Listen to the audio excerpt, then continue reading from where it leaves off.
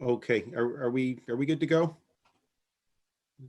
I'm going to assume yes. Aaron, I can still see you. Yeah, I can't see you anymore. All right.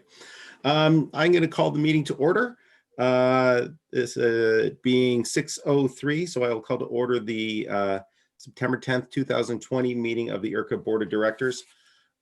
Before I get into the roll call, and just for those who are tuning in because of news of recent events that have affected the Conservation Authority, just want folks to understand that tonight is a meeting where we are going to be conducting our regular business.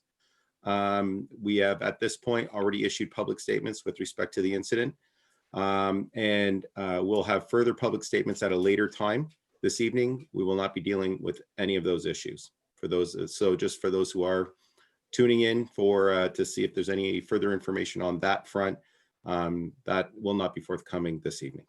So having said that, we will start by taking a roll call of the members in order to confirm attendance. We do have regrets from Councillor Mark Carrick this evening. So I'll ask members, when I call your name, just indicate, unmute your mic and that you're here and you're present, and we'll continue. We'll proceed in that fashion. Councillor Peter Courtney. Ms. Marilyn Morrison. Present. Councillor Morley Bowman. Present. Councillor Chris Vanderdolen. I don't want to be in the thing, so are you Present. Councillor Laura Lucier. to help you? I'm here. I'm sorry I can't get video. Okay. Thank you, Councillor. Councillor Larry Patterson. Present. Thank you, Councillor. Deputy Mayor Tracy Bailey. Present. Thank you. Councillor Len Janice.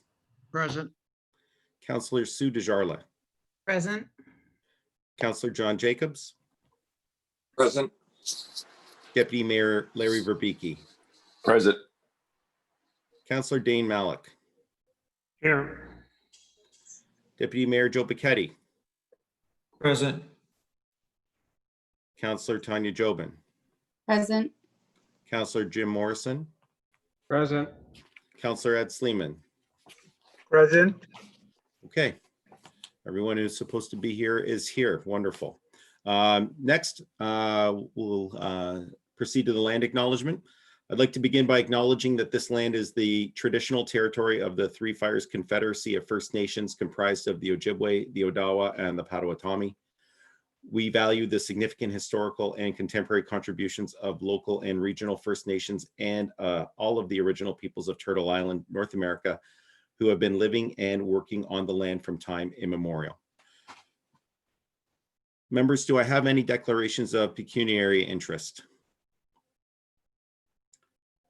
Okay, seeing none, we'll proceed into to approve the agenda. I'm looking for a motion to approve the agenda from anyone. Deputy Mayor Verbeke, seconded by Councillor Jacobs. Anyone opposed? Seeing none, that passes. No hearings this evening. Adoption of the minutes. I'm looking for a motion to adopt the minutes of the 2018, June 18th, 2020 meeting of the Board of Directors, and the recommendations therein be approved as distributed. Councillor Patterson, seconded by Councillor Morrison. Any opposed? Seeing none, that passes. Okay, so the Executive Committee, I just sort of a disclaimer here. Before I ask for a motion to receive the minutes of the Executive Committee, I'd like to draw your attention to the approval of changes to our bylaws that was made in this meeting. You'll recall in April, our board had to hold a special meeting to amend the administrative bylaw to allow the authority to meet electronically during declared emergencies. As we've opened to stage 3, conservation authorities raised the question with the Ministry of Environment, Conservation and Parks regarding electronic board meetings in the absence of the emergency declarations and while physical distancing restrictions were still in place. We received correspondence from the ministry confirming that we could still meet electronically, and in response, the Executive Committee reviewed and approved a further change to our bylaws to remove reference to emergencies from the electronic meetings, but maintain the requirement to hold open meetings. That change has allowed us to meet electronically this evening. So having said that, I am looking for a motion to approve the recommendations from the executive committee. Councillor Bowman, seconded by Councillor Sleeman. Anyone opposed? Seeing none, that passes. Thank you. Business arising from the previous meetings, there's none there. Unless someone wants to raise something. Going once, twice. Okay, announcements. Well, we hear more about the Essex County Regional, we will hear more about the Essex County Regional Energy Plan tonight. I'd like to urge all members to encourage your constituents to take the Regional Energy Plan survey. The more voices we hear, the more valuable the data will be in helping to plan our community's energy needs well into the future. I'd also like to note that the Essex Region Conservation Foundation's bike tour has shifted to a virtual tour format this year and will take place from September 18th to the 28th to maximize flexibility and participation. We continue to thank the members of the foundation and the bike tour committee for their commitment to raising funds for important conservation work, and to all those participants who have already signed up for this great event. And you will all members be receiving an email from myself asking you to participate in whatever way that that can be done in the virtual bike tour as well. Finally, I'd like to extend my sincere appreciation to the board members for your assistance over the past challenging week. And I would extend that appreciation to all of our staff and individuals associated with the Conservation Authority. Presentations, so the exciting part. At our last meeting, we provided an update on the work that the Windsor-Essex Climate Change Collaborative, or WEC3, had been doing. Tonight, we've asked Claire Sanders, our climate change specialist, to provide you an overview of the Essex County Community Energy Plan, its vision, goals, and principles. I'm excited to hear this. Claire, the floor is yours. Thank you so much, Mr. Chair. I think I'm just going to get control of maybe. Just bear with me just for a second here. Can you hear me okay? Great. Okay.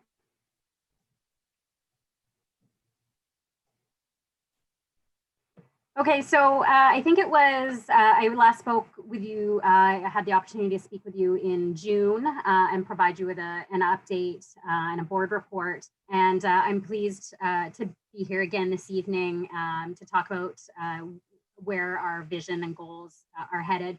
I'm also going to provide you with a little bit of information in terms of the baseline data that we've collected so far and the base case. So that's sort of what we're looking at projecting forward in terms of energy use, cost, and emissions for the region. And just for some context here, I know during the last meeting, Richard spoke to sort of these two global crises coming together, COVID and the climate. And really, even before COVID, economic stimulus of Green New Deals was becoming increasingly recognized. And so here we are several months later, and really the federal government is outright saying it, and that, you know, with the throne speech coming up, that we're going to be seeing really money being put towards employment, sustained economic development, likely through restructuring of energy efficiency and supply. So the Canadian government recognizes the value of tying these two imperatives together. So that's why we decided, we were hearing it both from our stakeholders, but also from the community, that there was really an urge to move this forward quickly. This was supposed to be a 2-year plan, and we've really, through some dedicated consultants, as well as administration across the region, in all of our communities, and especially the county, we've been able to move the timeline down a lot. So we're hoping to be completed by March of next year. With an implementable plan and with projects, implementing projects as at the same time. You have to leave them both out because I can't. So we're almost complete the analytical process. So we've got a lot of data, a lot of robust data, and we're hoping to be finished that within the next couple of months. And then that really informs our engagement with our networks. The first council touch base will be September 16th. So those of you on county council, this is a bit of a preview of what you'll see that evening, but told from a different perspective of our very good consultants, as well as from Warden McNamara as well. So we also know that, we were told really when we started thinking about this process and how we could help the region facilitate it, that we needed to think about implementation right at the beginning. This can't be a plan that sits on a shelf. In order to have that implementable plan, we need a multidisciplinary team. We need agreement on goals across the region. We need to align with things like land use plans, official plans, economic development, and other plans, transportation plans. We need political approval within the region and stakeholder support to ensure seamless pathway to implementation. So this really just becomes one more layer in community planning.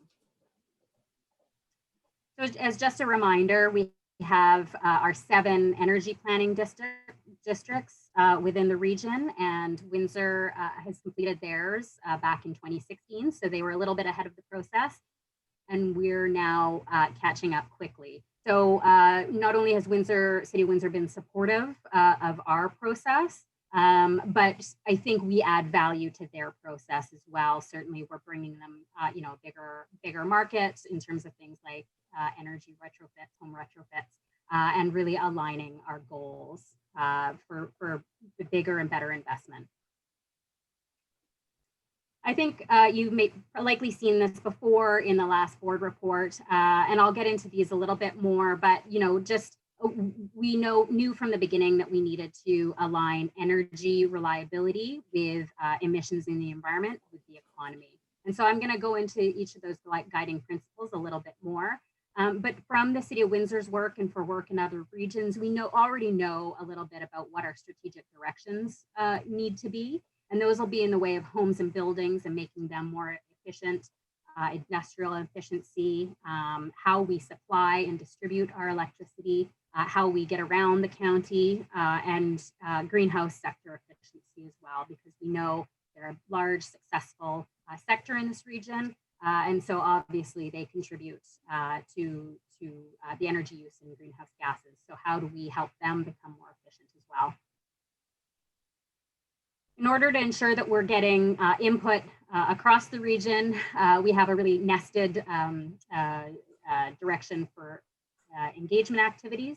We have a project work team at the core that's made up of primarily County of Essex administration, from infrastructure to finance to planning, also Ontario greenhouse vegetable growers and economic development as well.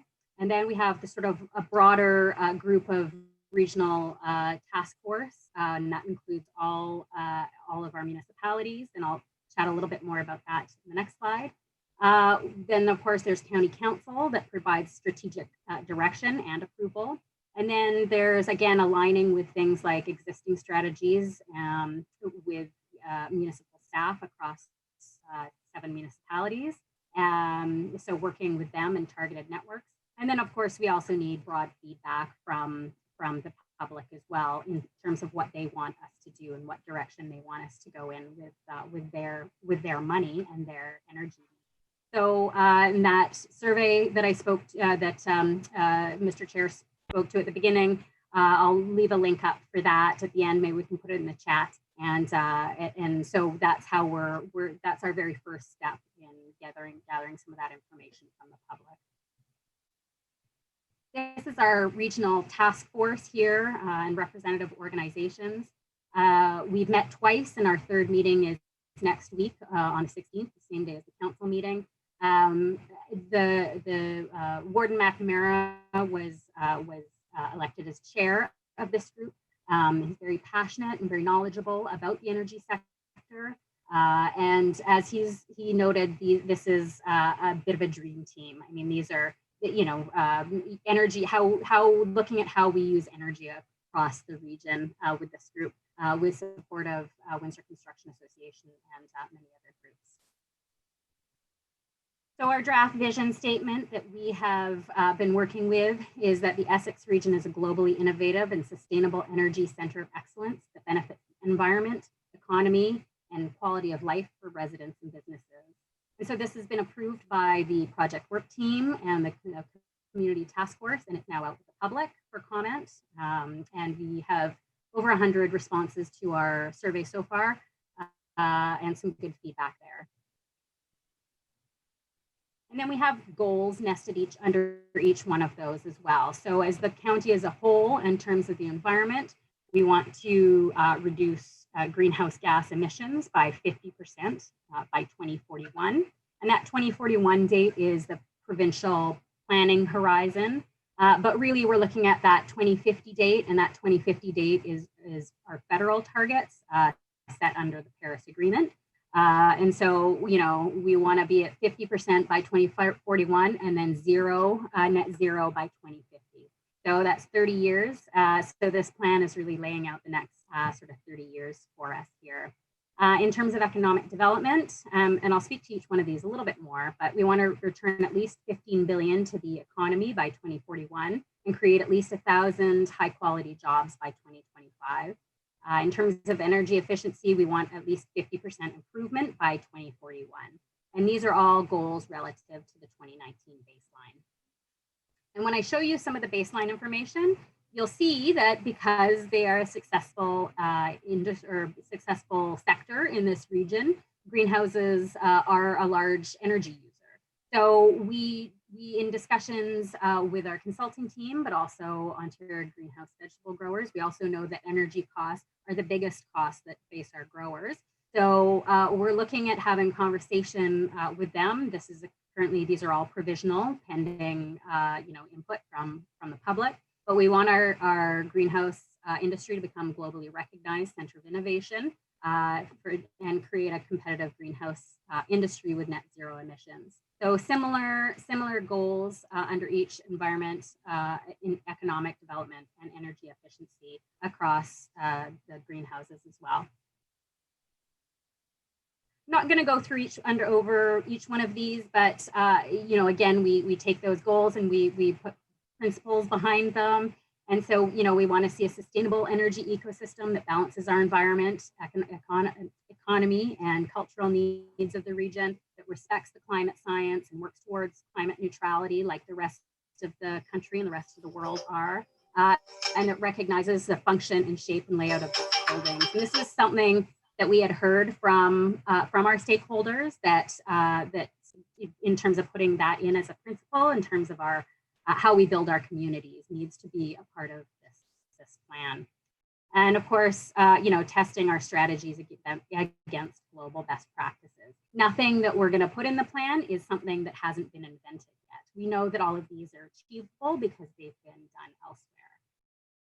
And of course, under economic and social, we want to ensure that we're creating high quality employment, that it's equitable across all sectors and demographics, and that we design reliable energy systems. So it needs to meet or exceed the service level quality that we have right now. So I'm going to throw some pie charts at you here. I've got a summary slide at the very end with some of the key points. And also this will be coming out in reports soon, but this baseline is 2019 baseline. It's what we're basing our reduction strategies on. So this is the energy use by sector. So we divided it into greenhouse sector, transportation sector, residential, institutional, commercial, and industrial. And in terms of energy, we use 52 terajoules of energy per year in the region. 38% of that is in greenhouses, 20% transportation, 22 residential. I think the City of Windsor councillors have seen similar pie charts for the City of Windsor, probably looking a bit different with bigger industry on that pie chart and smaller greenhouse footprint in their region. So it's really good to be able to look at it, and we're using the same consultants so that we can really integrate the solutions and simulations with what the City of Windsor has already done. So if we take that that energy use, so that's now just broken down right under 2019, and we're now projecting it forward. So we're projecting it forward to 2041 and 2050 along the bottom, and with population increase and additional greenhouse and industry development, we're expecting energy use to increase in the next 30 years from 52 terajoules to 61 terajoules in 2041 and beyond that. So if we look at 2019 source energy usage, 54% of all of the energy used in the region is natural gas, and 26 is electricity, and then the rest is transportation fuels. In Ontario, we're lucky, we have a very clean energy grid, one of the cleanest in the world. So the electricity may not be as big a concern for greenhouse gases, whereas natural gas is. However, as we all know from our bills, when we get that Enbridge bill, we're like, oh, that's not so bad. And then you get your hydro bill and you're like, oh. So, we can't go from just using electricity because we would not be cost effective and it's too expensive. So this is where it comes in. We have to balance the environment with the economy. But it's good to know, where our energy usage is coming from as a starting place. So if you look at the cost of all those, just like I just mentioned, and you know this again from your own bills, really the expensive one is gas, and diesel that you put in your vehicles. We're spending about 40% of all the money in the region, and we spend about $820 million on energy in this region alone each year. So that's about $4,300 per capita per person in the region. And these are the dollars that leave, we say they leave the region. So they go back to Alberta or they go up to other areas of Ontario where the energy is produced, and they don't stay in this region. So we need to figure out maybe how to keep more of that money in our pocket. But we can see, again, residential and transportation are the expensive pieces of our energy use. And then if you take that energy cost for this or for last year and you project it forward, so we had our consultants spoke with all of our utilities providers who can't give, they don't necessarily know. We do know that the price of energy is going to increase. So we have to essentially predict sort of a cost risk. So it's $820 million in 2019. By 2041, it will likely be somewhere between $1.9 billion at the low end, and at the high end, it's $3.1 billion cost risk. So between 200 and 500% increase. So we hear a lot right now about bending the curve and bending the COVID curve. And I think that's a really good way to look at this as well. Our residents are going to be paying more for energy in the future. It makes us less competitive in this region. So how do we bend that curve so that we're paying less for energy? And now the greenhouse gas emissions. So again, we separated it by sector, and we can see that greenhouses and transportation together produce about 70% of our emissions. Just for the region alone. So that's 2.2 million megatons per year. And that's equivalent to driving something like 5.5 trillion miles in a car. So it's a lot of greenhouse gases, and it's about 5 to 8 times what that 2050 target is from the federal government. So we have a long way to go to make that target. And just to see what it looks like, what those best practices look like in the world or across Canada,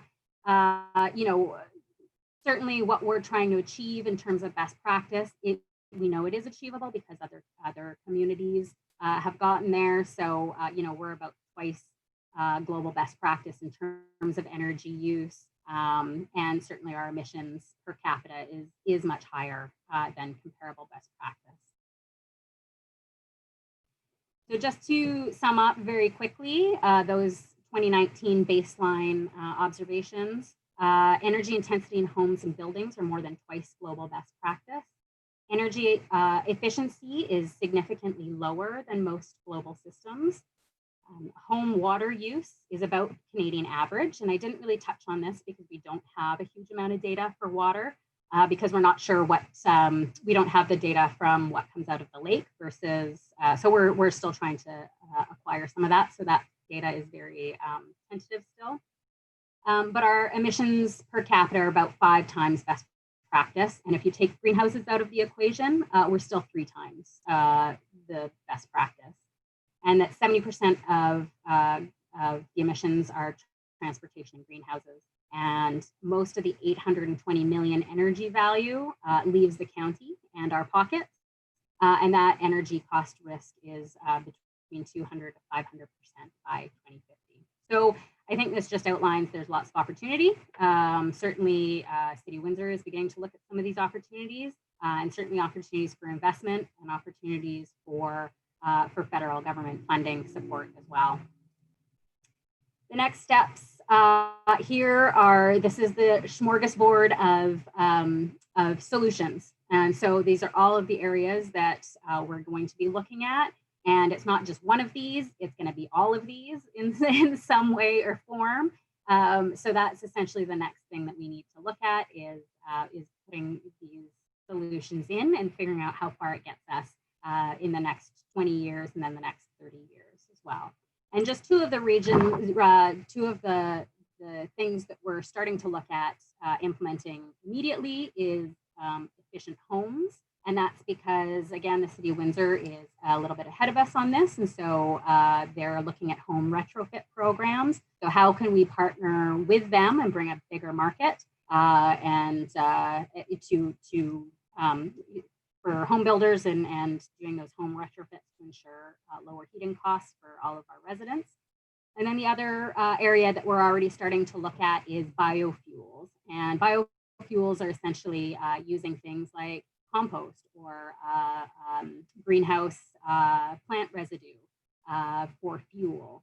So, certainly we know that our growers dispose of this, have tipping fees to dispose of it. And the City of Windsor and I think Tecumseh and several other communities will soon have organics that they need to keep out of the landfill. So how can we use those as a region? And how do we scale these things up? So partnering, across the region and really scaling these things up because that is what needs to happen. And so just final thoughts, please visit the community survey and the website and share your thoughts and distribute among your network. Thank you.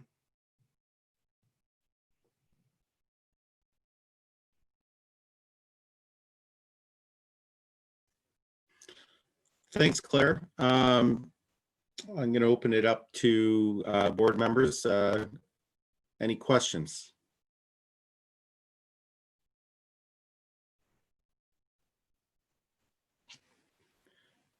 Councillor Vanderdolen.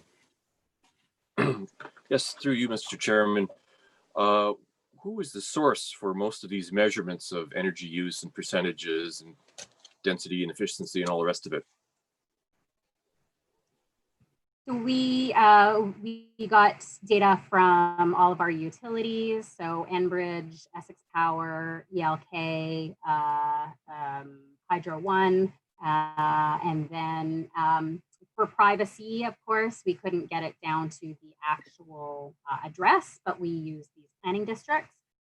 So we got that data. We have MPAC data, so age of buildings, because we need to know that in terms of how efficient they are and all of those kinds of things as well.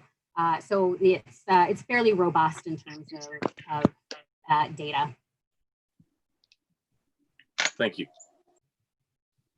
Thank you, Councillor. Deputy Mayor Becchetti.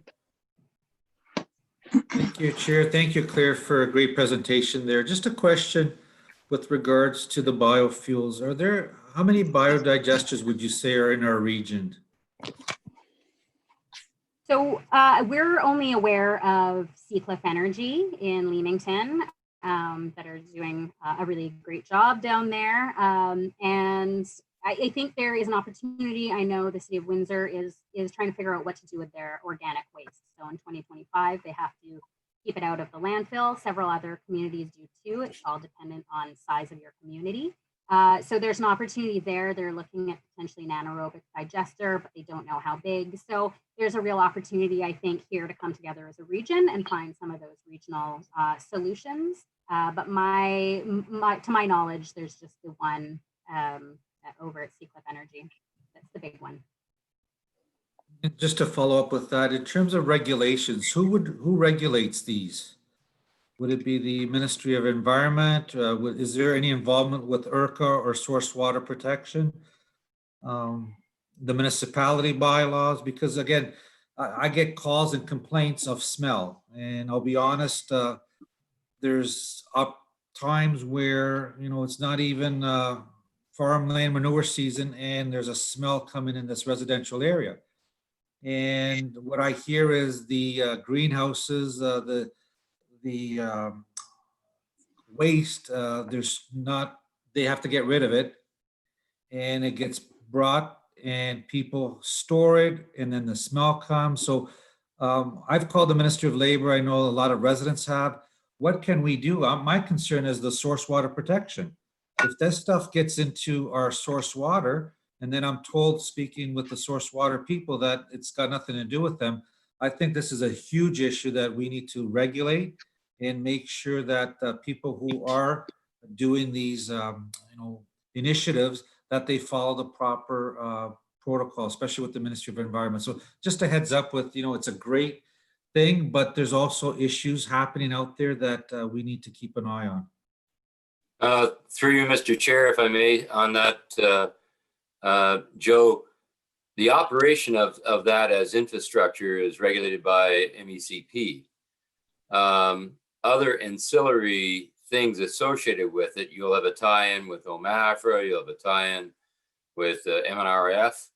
The tie-in to the conservation authorities would be if any of that infrastructure is incorporated in, near, or next to flood-prone areas. So some municipalities within the region have undertaken zoning bylaw work to attempt to regulate, again, the use and the use associated with specific zones. That current issue that Tecumseh is currently wrestling with, we are only now being tied in and being made aware of the interconnectivity with various ministry approvals, and then possibly a role ourselves, either due to it being next to a floodplain or close to a floodplain, outletting to a water course. So again, as private digesters potentially become more prevalent throughout our region, we'll have to be ahead of that with proper planning and possibly some a regulatory regime to investigate. Thank you, Tim, and that's good to hear. We just want to make sure that it doesn't seep into our clean water protection. That there's a role, but I'm glad that, like you say, as he's come into the play, that if there's any bylaws, if you could work with the municipality so that there are zoning and bylaw restrictions when private digesters do come into play. So thank you for that. Deputy Mayor, is there anyone else, members, who would like to? Ms. Morrison, please go ahead. Okay, thank you. With regards to composting, the leftovers, I guess you could say, and food products and everything, there's many municipalities or regions when you get over to the GTA. I was in Peel region and I was chair of public works for the region of Peel, and we built a whole thing that took all the food waste And actually, by the time the process was finished, it was beautiful soil that the landscapers bought to put on when they were landscaping. And I think that it should be more, rather than letting individuals or individual little companies do this, I think it needs to be more a large, like the county maybe, I'm not sure, that would have the parameters and that would have the groundwater. I mean, do you understand what I'm trying to say? It needs to be larger. It needs to be, because it's hugely expensive. I mean, it's multi-millions to do these things properly. And I'm just not so sure. The digesters and everything were up in the area that I represented in Caledon. And it was right next to the Credit River. And it worked very well. And they put in different wells into the ground, down into the ground. They have things to cool the water. They have things to purify the water and the runoff that was coming out. And it, like, I guess what I'm saying is there's lots of examples out there of how to do it properly and still maintain the credibility and the rivers and the groundwater and all of that sort of thing. And maybe some of the municipalities or some of the, especially the county, I always want to say regional, county people could look at that sort of thing and how they make it into one, and the private people pay, you know, pay for put for pay, whatever it's called. And that's what they did. And it worked really well and it helped pay for the system. Okay.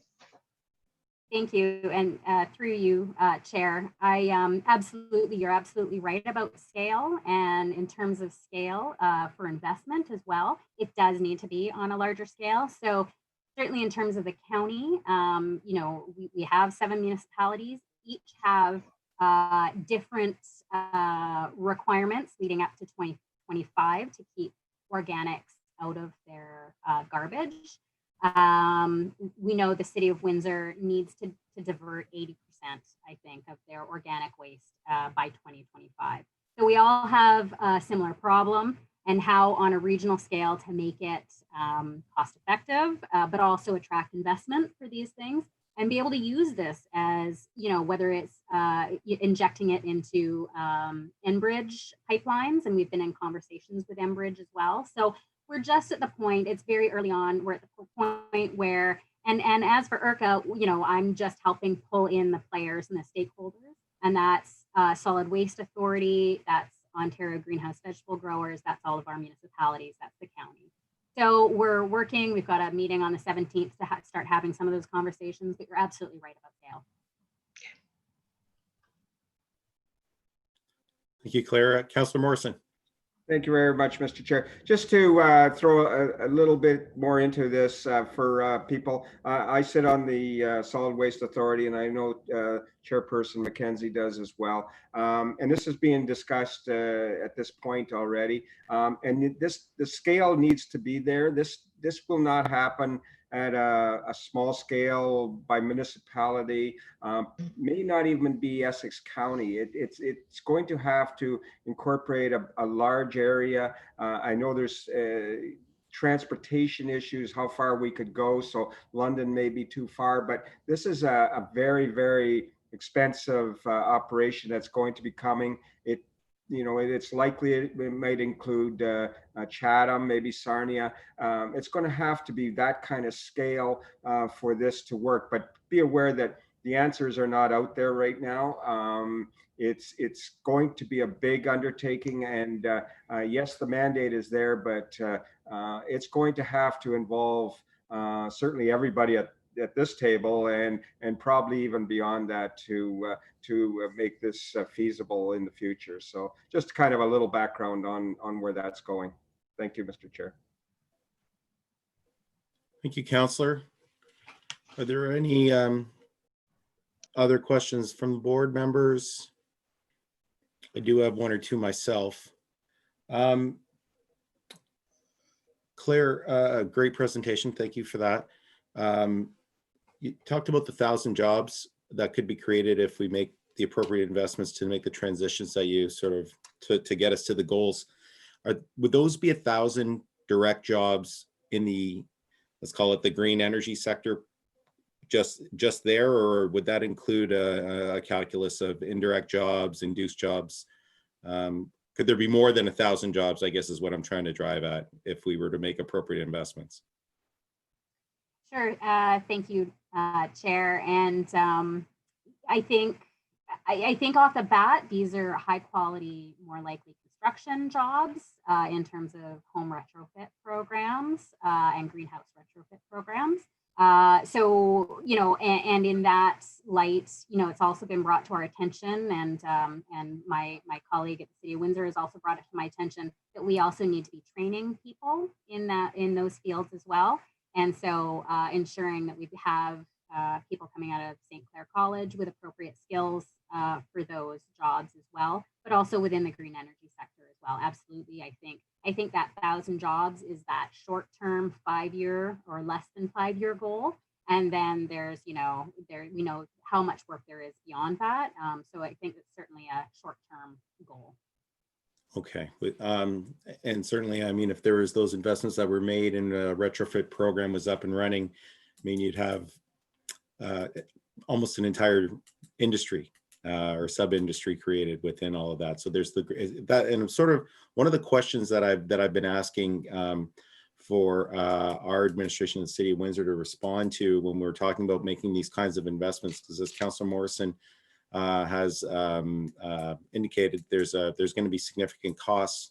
Is what will the returns be? And in the energy degrees of change document that we considered in the City of Windsor, we were able to come up with a ratio, and I think it was 1 to 3. In every $1 invested into these types of programs to help us to transition or to meet our energy targets, bring $3 back into the community in terms of investment, job growth, and all of those other things. And I don't know if that's a metric that you've tried to pull apart a little bit, or you would agree that that's even if you haven't, that's roughly speaking sort of an industry standard with respect to what the yield is on making green energy investments. Sure. You know, and again, the City of Windsor is a little bit further down the tracks than we are, and have done some of the business cases for things like residential retrofits, which will make it much more easy for us to do it and cheaper for the rest of us to do it. So, again, the city has made some of those investments and making it more efficient for the rest of us to do it as well. But going through it together, I think, again, makes it much more efficient as well. So I don't have those direct numbers, but certainly, I think, as we move forward, especially with biofuels, residential retrofits, greenhouse, as we start doing those business cases and building those business cases, that picture will start to become much more clear. Yeah, and thanks for that. I think that that's a really important piece to it in terms of the public communications, but also for for policymakers to understand that yes, you are going to be making these investments, and they might be tough in the short term, but you're very much not only making a good decision from an environmental perspective, but you're making smart decisions from an economic perspective as well by making these types of investments. The one other thing that I wanted to drill down on a little bit, and it has to do with the notion, and I think this is one of the problems when we talk about transitioning and finding efficiencies for home retrofits and those types of things. To what extent have we really given some thought into the notion that I'm thinking about our public utilities, and if all of these homes and institutions, businesses suddenly become more energy efficient, and those energy efficiencies and those investments are pitched as not only a good thing to do for the environment, but for a homeowner, for example, this is going to save you money. You're going to not pay as much on your energy bill because your home is going to be that much more efficient, only to find out the public utility servicing the area notes a fairly substantial decline in their revenues, and as a result, in order to make up for the shortfall, increases the rates.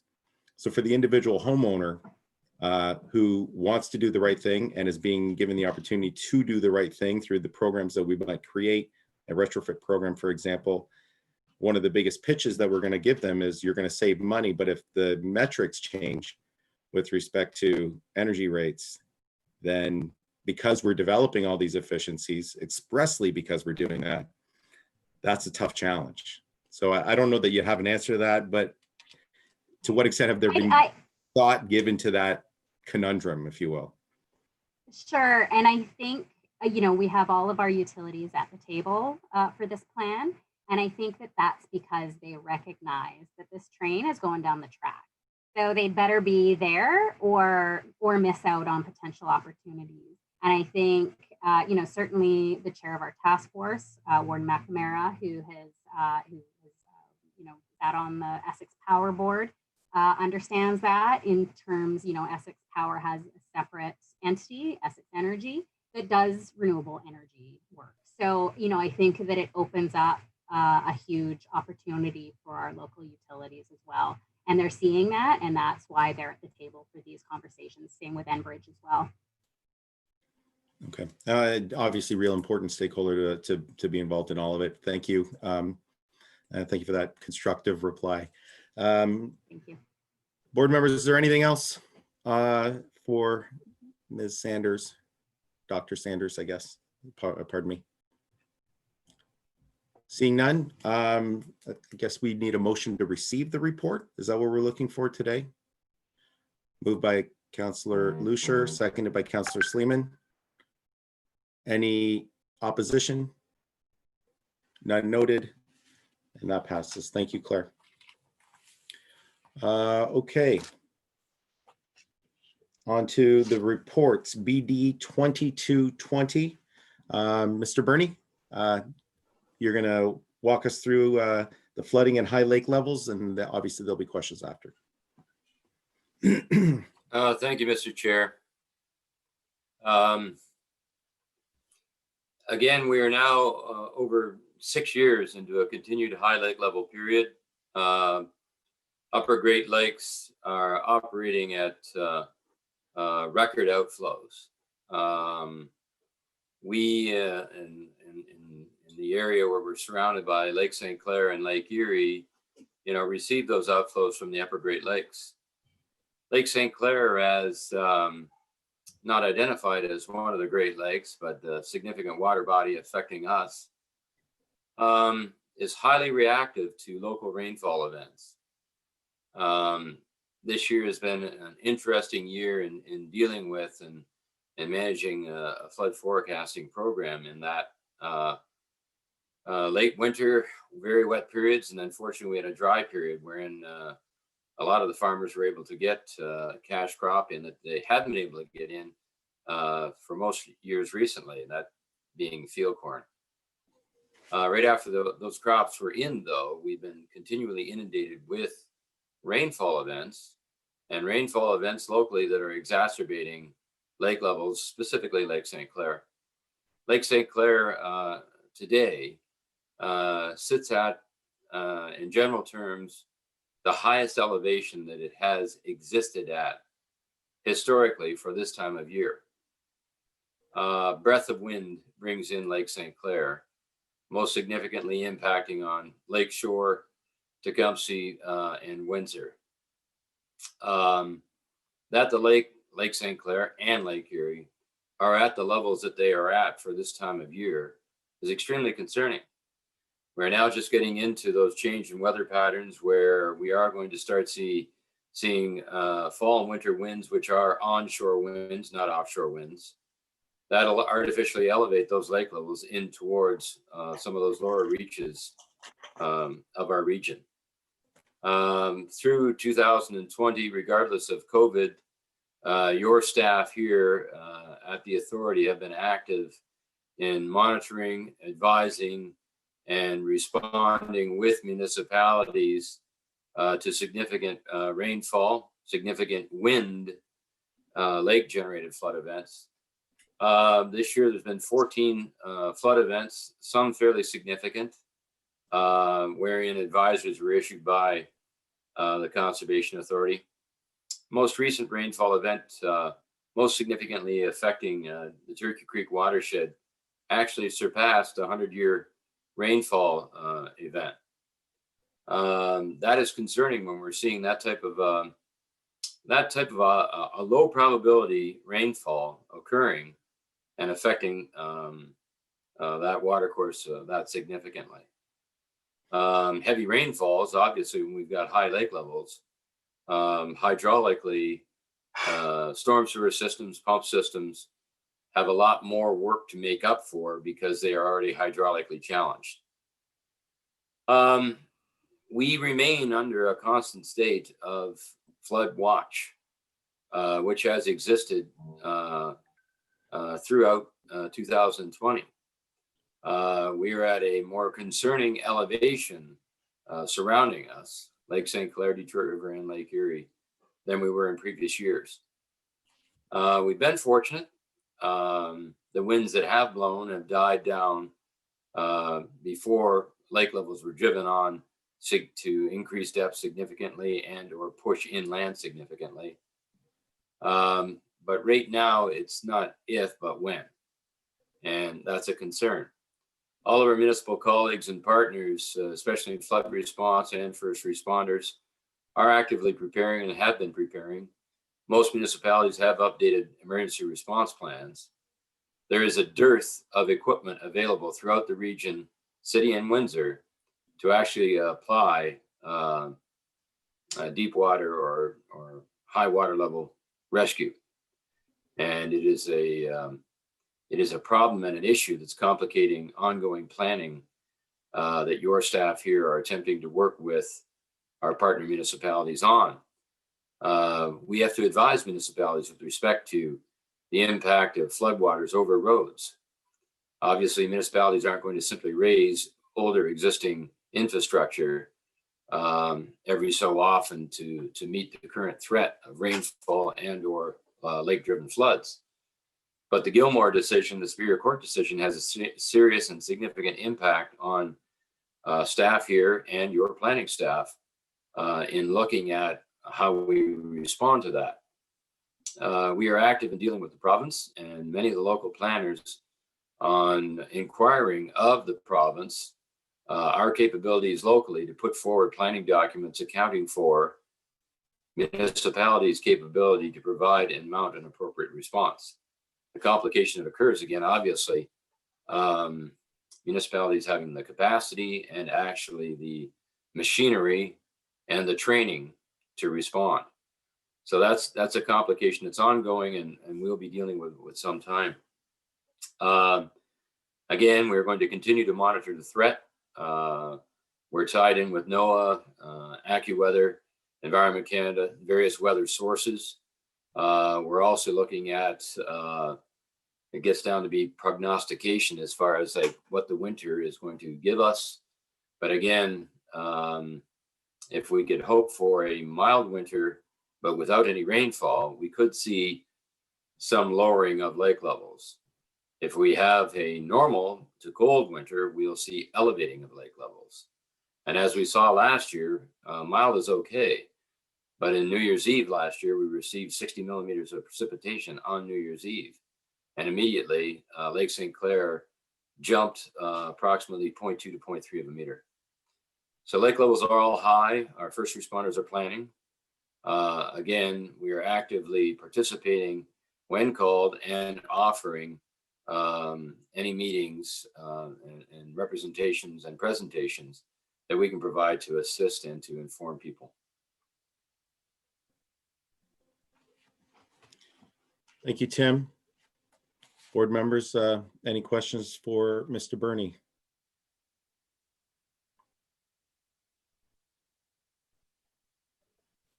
Councillor Morrison, followed by Councillor Vanderdolen.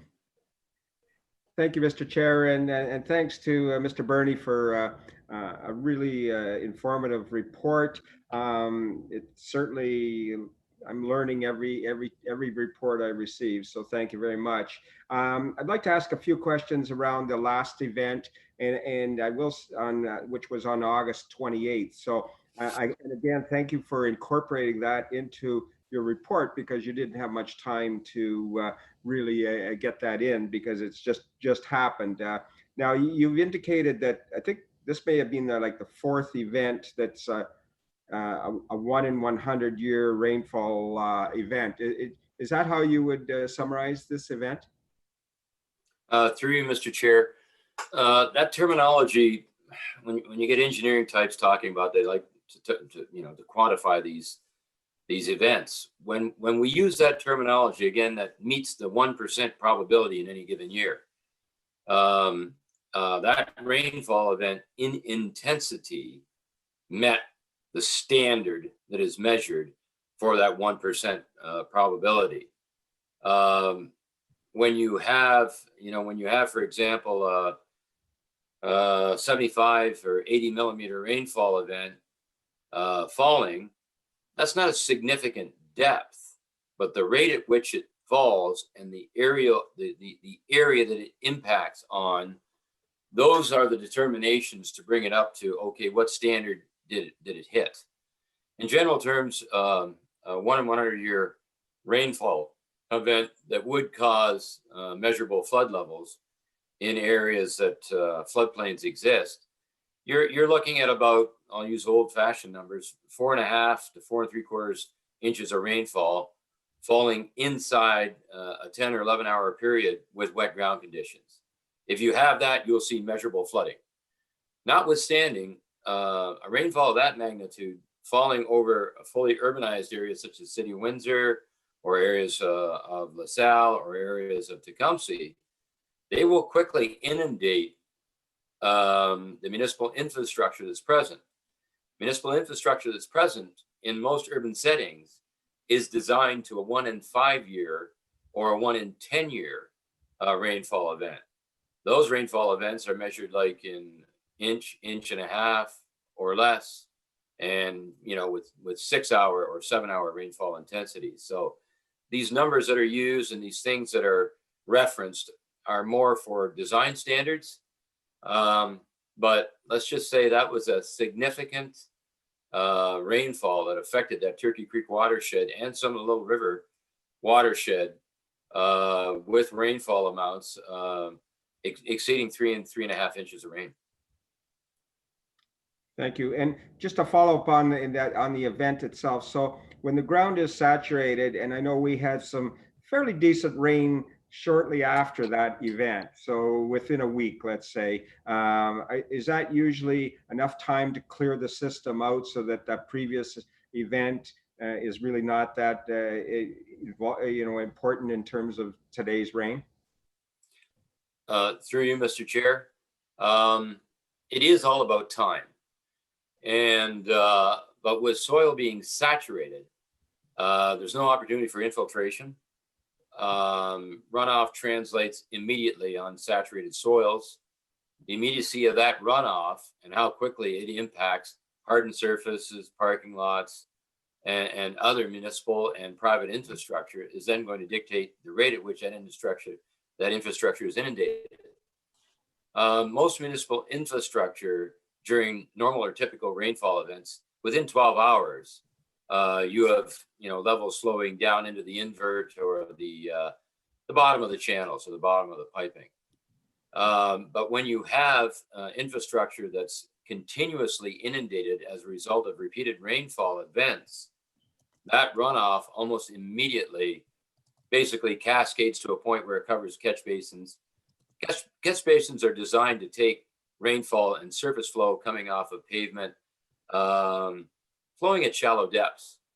Once it exceeds, say 25 millimeters of depth, it actually flows right over the top of those catch basins, almost forms a meniscus over top of those catch basins, and it eliminates any inlet capacity. That's when you start seeing your roads becoming inundated.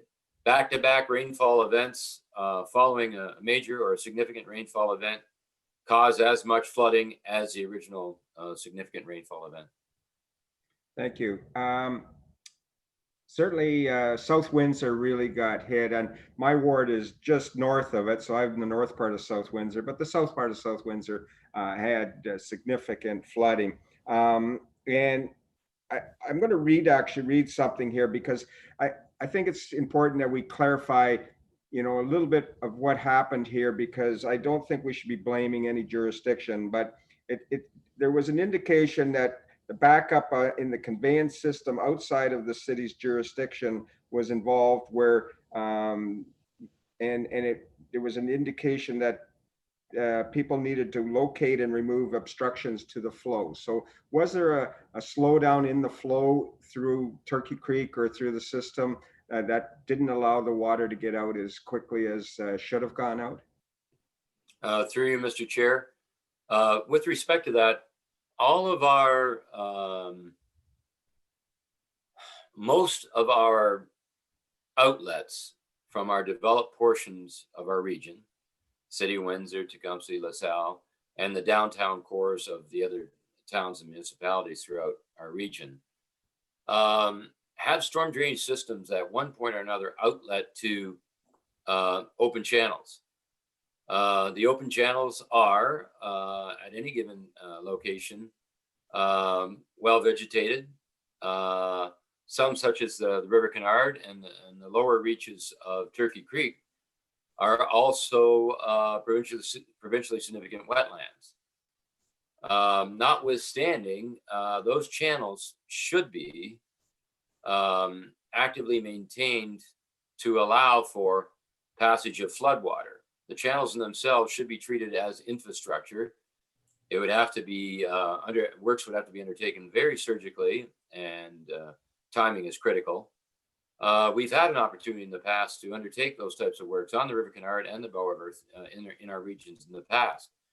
Turkey Creek, some 20 years ago, had significant works undertaken on it.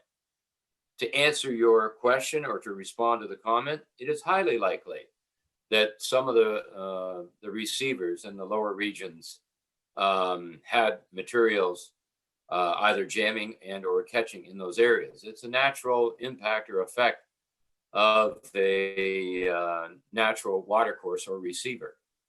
The sad thing is the debris in most cases is found to be man-made. Household debris, tie par, house wrap, roofing shingles, as we found on the River Canard and the Bow River, old trucks, water tanks, and tractor parts as well. So people have to be very careful, and people have to be encouraged to keep their debris out and away from those areas, and don't treat our watercourses as dumping grounds. But municipalities and the city and the county, we collectively have to look most closely and maybe more closely at our open watercourse receivers. And if they are municipal drains, implement procedures on municipal drains. If they're not municipal drains, then work more closely with the province to see if there's money available to assist with flood relief and flood protection by undertaking some sort of infrastructure maintenance. And again, we were successful in the past, and we could look to see, but unfortunately the province has not seen fit to provide monies in those historic funding sources to do that type of work. Thank you. I really appreciate all the information. Thank you. Thank you, Mr. Chair. Thank you, Councillor. Councillor Vanderdolen. Thank you, Mr. Chairman. Thanks for the report, Mr. Burney. This question's for you. I tried looking up the Gilmore decision and could only find the lower court and appeal court decisions which sided with the Gilmore family. Which side did the Supreme Court take, and when was the decision rendered? Where could I look it up as well? Through you, Mr. Chair, I can provide the link through to you that you can actually provide be provided the Superior Court decision, because it was the appeal court decision that then went to Superior Court, and Superior Court then overturned the divisional court decision. And you know, the short response to the question and the comment, the Superior Court identified that conservation authorities were responsible for safety as it relates to ingress egress, and that's where this issue has resulted for. Is since 2017, and I'll provide that link to you, Chris, and happy to discuss it further if you wish. Thank you very much. Thank you, Councillor. Any further questions for Mr. Burney on BD 2220? Seeing none, we have a recommendation from the admin that we receive the report, continue to monitor levels and update municipalities and other partners on the threat of flooding, and further that ERCA continue to work with municipalities to address hazards across the region. Can I get a motion from one of the members? Whether Councillor Sleeman, seconded by Councillor Desjardins. Councillor Sleeman, I assume it's the administration's recommendation? He's nodding in the affirmative. So any opposition? Seeing none, that passes. Thank you. Thank you, Mr. Chair. Thank you, Mr. Burney. BD 2320, floodplain prioritization. Mr. Bryant, you're up.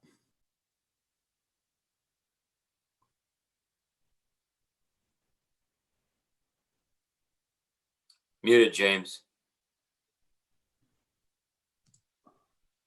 Excellent. There we go. Thank you. That could have been a really long report, so I apologize for that. So thank you, Mr. Chair. And again, through you, I've stated through myself, Mr. Burney and others, we've stated several times that hazard mapping across the Essex region is dated and in need, very much need of updates to address a number of changes that have occurred across our watersheds.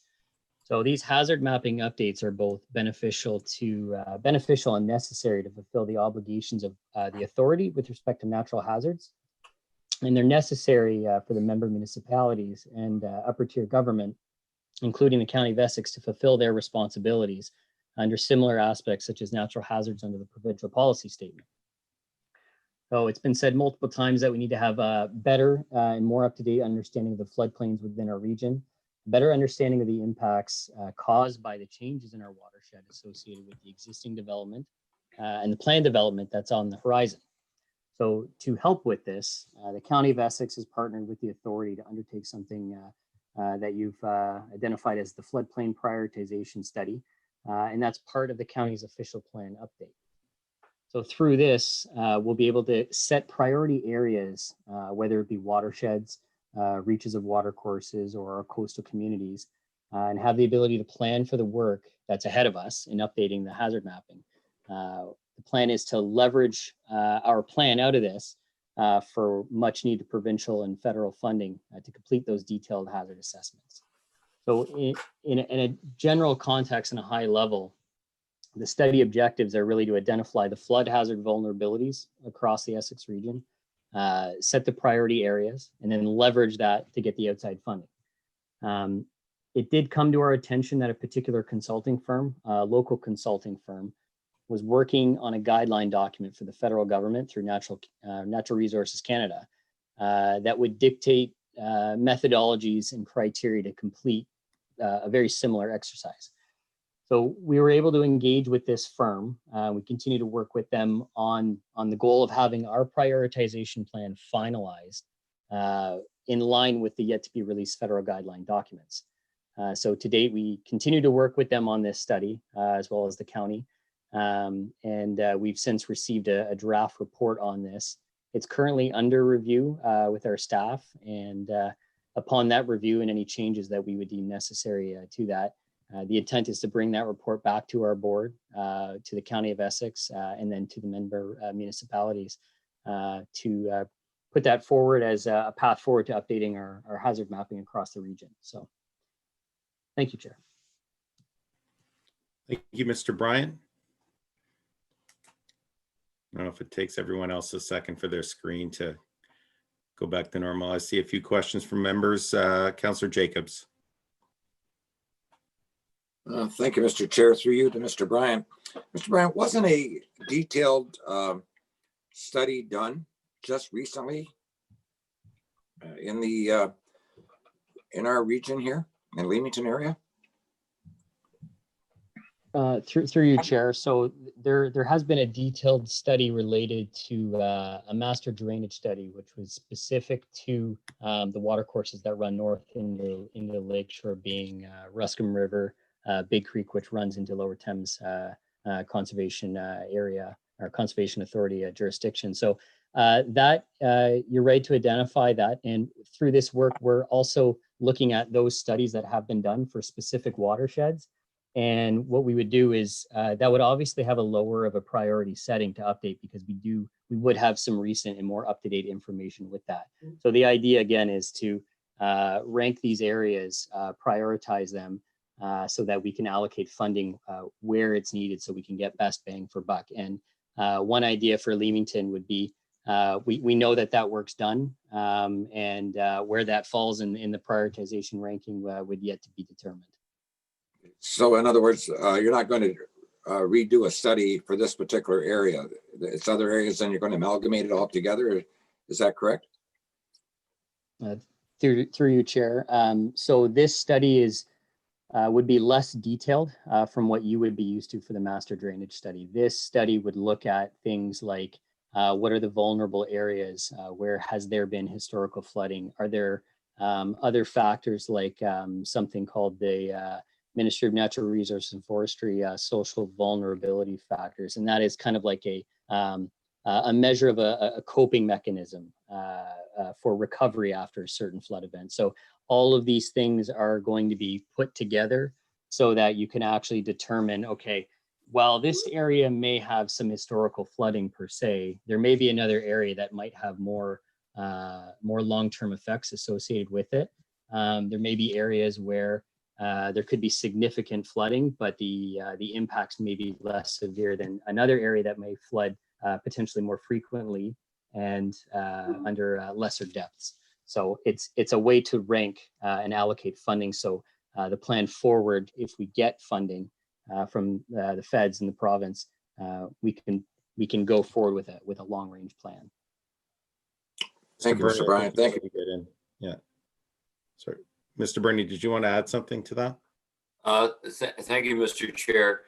The example that Member Jacobs brought up, and it's in John and Larry's direct jurisdiction. The unfortunate set of circumstances, we had active development pressures in those areas, and it was critical to get that development protected.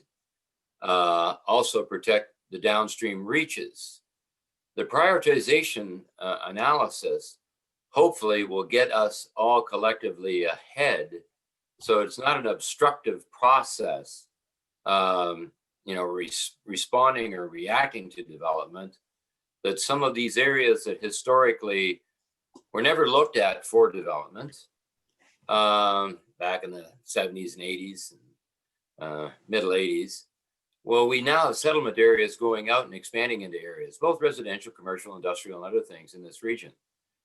We need to have those assessments completed ahead of time so we don't find ourselves and municipal public works arguing with the development community or proposed development at the point in time that development is attempting to break ground. The studies that had to be implemented in the areas that Mr. Jacobs is identifying were significant and intense, and actually then defined release rates, defined protection levels, and defined an assessment of hazards and development around hazards to not negatively affect the downstream receiving municipality. But trying to do that at the same time that development is wanting to go ahead, it is the wrong time to do planning. It is the wrong time to do hazards assessments and drainage assessments. We need to get that work done earlier. The prioritization will look at where is settlement expanding, where is our existing mapping very dated, and basically in some of the models that I was involved with myself in the very middle 80s, the studies were truncated at the extent of a defined channel or something that looked like a natural channel. And then, well, it's just farmland out there past that. But now we're looking at some of these areas where development and or active farming is taking place, greenhouse development and other developments. And because the assessments were never ever pushed ahead and or analyzed, we are now lagging behind development processes. The other challenge is planning should be leading development. Development shouldn't proceed and then we plan and model and map. That just creates a mess. So it's critical that the hazards prioritizations assessment is done. And as James says, we undertake that assessment and point it towards monies that may be available through DMAF and other sources to do those hazards assessments and have that information ready for municipal planners and developers within our municipalities. Thank you, Mr. Chair. If I may, Mr. Chair. Please proceed. So to you, Tim, the study has been done in this area. I know there was and I'm sure you're well aware of the big holdup on issuing permits for these projects that were taking place in that particular area. It is complete now, so there will be no holdup in respect to applications coming forward for these development areas in that study zone. Through you, Mr. Chair, that's an excellent question. And that is the whole point of the study, is to facilitate that release rates are already generated, protection levels have already been established, and that downstream municipalities don't suffer. So it will expedite approvals, but approvals can only be expedited if there is not a dearth of consultants out there available to actually assess and generate these reports. We can provide a table of numbers and a table of elevations, but private consultants then need to review those numbers and apply those numbers to their specific developments. And there is an extremely limited number of capable and competent consultants in the region. There's been a recent influx of consultants coming from London and east of London. You know, they smell business in this area, so they've been hawking some of their wares down here. But again, because someone has a shingle hung up that says they're a consultant doesn't necessarily mean that they can do the work that's required. So through our office and through your office, we will attempt everything at our capacity to, you know, push through approvals. But some of the developers are scrambling to try and find competent, capable individuals available to work for them to provide those assessments. Thank you for your answers. Thank you, Mr. Chair. Thank you, Councillor. Councillor Desjardins?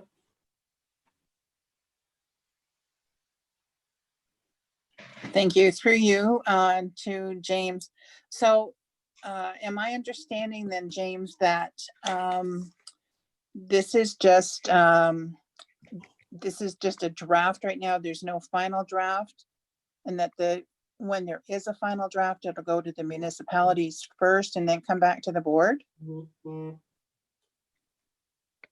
Through you, Chair. Yeah, currently we have a draft report which we intend to finalize.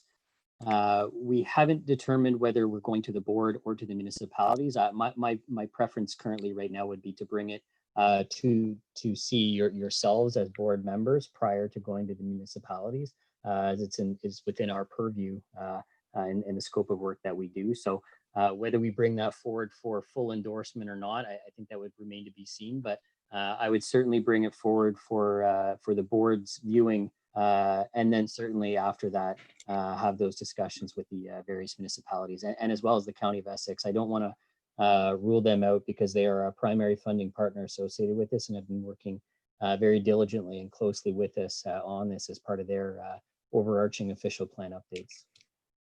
Okay, because in talking with my public works people, they're thinking that, excuse me, they might like to see it before it comes to the board. So maybe that's a topic of discussion that you can have with the municipalities before you bring that draft forward, or the final draft forward. Through you, Chair. Certainly, we'll be having the discussions with both the planners across the region, as well as the engineers across the region prior to anyone accepting the final outcome of the report, at which time then we would bring that forward for council Oh. and board review. Okay, I think we can live with that then. Thanks, James. Appreciate it. Thank you, Chair. Thank you. Thank you, Council. Councilor Courtney. Thank you, Mr. Chair. Through you to either James or Tim. I've brought this up in previous meetings. I think this is paramount. I guess what's the timeline for gathered intel to move forward, seek funding, get an official mapping, a new updated map? When do you anticipate this coming forward for our region?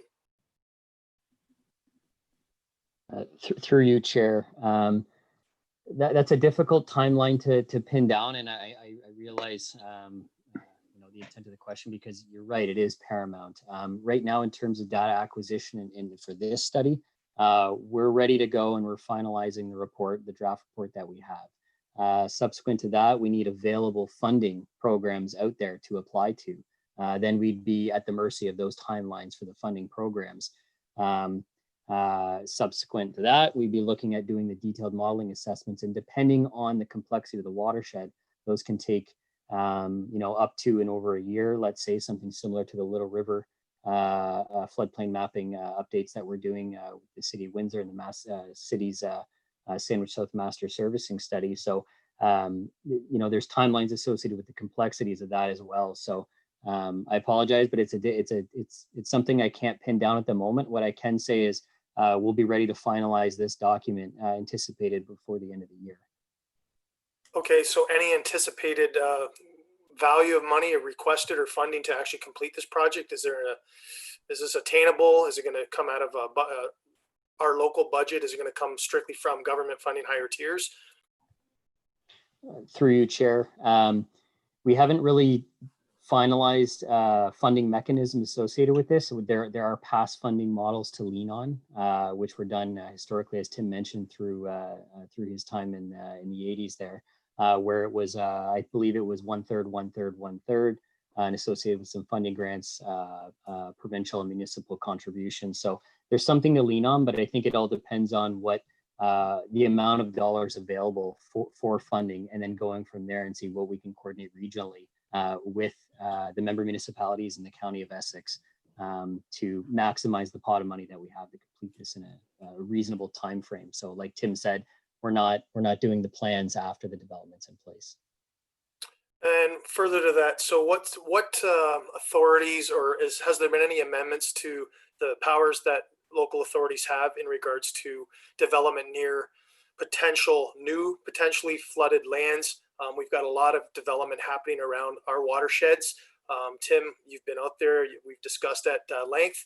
I guess basically, you're right, the planning needs to happen before the development, but development really wants to happen fast, and it wants to happen this year, next year, and we've got our highest water level. So if this enhanced mapping is not going to be available for another year or two, what are we doing in the interim to protect from having developments happen in hazardous areas or areas that could be potentially flooded in the near future? Through you, Mr. Chair, and in response to Member Courtney, existing hazard lands throughout our region, especially in the lower reaches, are well defined and well understood. In areas of the fringe or areas abutting some of those extents of those existing hazard lands, we're seeing a lot of push to go into some of those fringe areas. At now, it is let the buyer beware and let the developer prepare. And part of the suite of what the developer has to take on is typically master drainage studies. And along with that is hazards assessments. If the development is rather isolated and the settlement area doesn't extend up and or along water courses or wetland areas or flood prone areas, then it's fairly easily definable. Once we get into the extents of several, 1,000 hectares or 150 hectares in a chunk somewhere within the watershed that's not well defined, well, then you're starting to get to the potential of more regional impact that requires the types of assessments that we're talking about.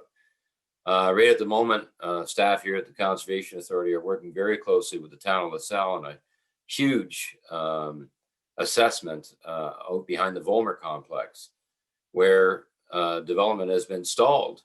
Again, for this very reason that member Jacobs has identified. And again, it's because historically those areas were farmed and farmed very rudimentarily. There's no, in that area, there's no minor or major drainage systems present. That area basically functions like a lake in a large rainfall event. And that area now has been identified as prime potential bedroom community development, residential development. But you plop a few homes over in there. How high do you plop those homes, and where do you send that water? So that's the whole challenge. So we're involved in that with the town of LaSalle as well. With respect to guesstimates and to think about forward planning and forward budgeting, you could be looking in the range of anywhere from $20 to $25 million for extensive floodline mapping to protect this region, in addition to what exists at this point in time. When you include with that further risk assessments to existing tied into those floodplain assessments, then you again are getting into factors of, again, another $2, $5, $10 million. These are very, very expensive undertakings, as we found, as member Jacobs had identified in Leamington. And the threat that was suspected was quickly found to be correct, both for the downstream receiver and even most importantly for the developer, because some of the original development out there, they had no idea of the potential of their own developments being flooded or not being able to drain. And so we had to quickly generate, again, lines and grades and provide those appropriate release rates. But doing it when the shovel's digging the foundation or putting the posts in the ground is not the time to do those assessments. Thank you, gentlemen. Thank you, Councillor. Are there any further questions, board members? Just a couple from me, Mr. Bryant. So at this point, I know in our municipality, we just had we just approved a master sewer plan document, obviously to address flooding across the entire municipality. So your report talks to some extent, you mentioned it in your comments as well, that the data, it may either be dated even though it's only a year old to some extent, or maybe from some of the comments that I'm hearing, to some extent incomplete. And we're at this point, we're making some very serious decisions with respect to investments, and not just allocating dollars to address a problem, but looking at specific places where we're making those allocations and developing projects based on the data that we have now. Are you suggesting that there's not enough data to be making big decisions, big infrastructure investment decisions to mitigate flooding right now, or just going back to the timeline and trying to understand, do we have all of the data to make these really important and challenging decisions that we're making right now in each of our municipalities? Thank you, Mr. Chair. So I would say we need to make sure that we keep a clear distinction between some of the natural hazards associated with the open water courses, such as, say, Little River, and then some of the infrastructure improvements that you're looking at doing within your city associated with some of the inland flooding on urban areas for intense rainfall, right? So whether that be pump upgrades, infiltration trenches, those sort of items. I think I would say that the information that you have, I'm not going to say it's dated. I think there's been some great work done through those that you guys have hired to do that work. And I think our focus for this is a little bit more towards the open water courses and the floodplain assessment, so that we can make sure that when you go through and start developing those lands, such as the upper reaches of Little River, that we have the floodplain assessment in place. We've planned for the encroachment in, and then ensure that we don't have the negative impact downstream associated with that. So I'm just trying to make the distinction between the two. And I think I do understand that distinction to some extent, but when I look at I go through your report and I look at some of the, just this is on, I think page, oh geez, it's page 37 of our agenda package. Actually, can't be that. It can't be that page, can it? Anyway, it's the page where you go through some of the criteria that's in place. Or that's considered in the prioritization process, and you talk about critical infrastructure.